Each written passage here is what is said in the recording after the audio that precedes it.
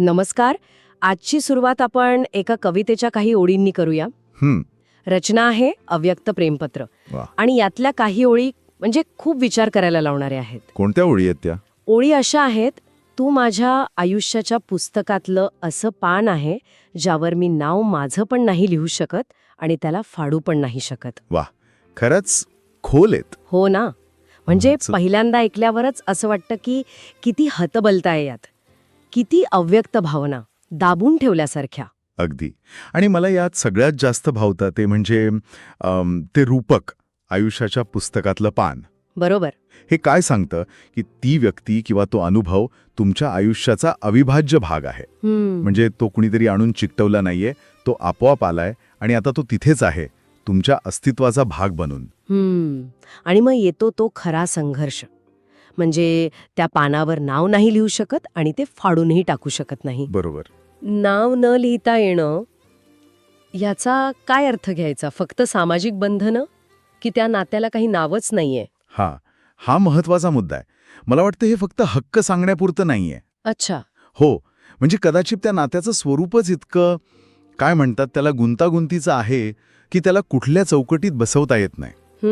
त्यावर मालकी हक्क दाखवणं म्हणजे कदाचित त्या भावनेला कमी लेखल्यासारखं होईल किंवा त्या व्यक्तीला मर्यादित केल्यासारखं वाटेल. आणि दुसरी बाजू, ते पान फाडताही येत नाही. हो, म्हणजे ती आठवण इतकी खोलवर रुजलीये की तिला आयुष्यातून काढून टाकणं शक्यच नाही, प्रयत्न केला तरी. म्हणजे ती गोष्ट तुमची आहे, तुमच्या आयुष्याचा भाग आहे, पण तुमचा अधिकार नाही त्यावर, किंवा तो व्यक्त करता येत नाही. अगदी. हे एका अदृश्य ओझ्यासारखं आहे, नाही का? बरोबर. जे सतत जाणवतंय पण जगाला दाखवता येत नाहीये. मानसशास्त्रात याला एक प्रकारचा अप्रोच अवॉइडन्स कॉन्फ्लिक्ट म्हणतात बऱ्याचदा. अच्छा, ते काय असतं? म्हणजे बघा, एकाच गोष्टीबद्दल आकर्षण पण आहे आणि भीती किंवा नकार पण आहे. ओके. त्या पानाजवळ जावंसं वाटतंय, आपलंसं करावंसं वाटतंय, म्हणजे अप्रोच. पण त्याचवेळी त्यावर हक्क सांगायला भीती वाटतेय किंवा ते नाकारायची पण भीती आहे, म्हणजे अवॉइडन्स. ही जी ओढाताण आहे ती खूप दमवणारी असणार. हो ना, कारण स्पष्ट मार्ग नाहीये, ना पूर्ण स्वीकार ना पूर्ण नकार.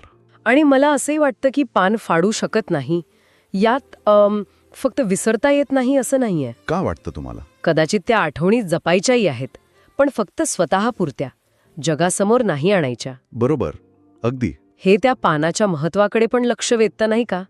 ते पान महत्वाचं आहे म्हणूनच ते फाडवत नाहीये. एकदम बरोबर मुद्दा. ती आठवण किंवा ती व्यक्ती महत्वाची आहे, म्हणूनच ती आयुष्याचं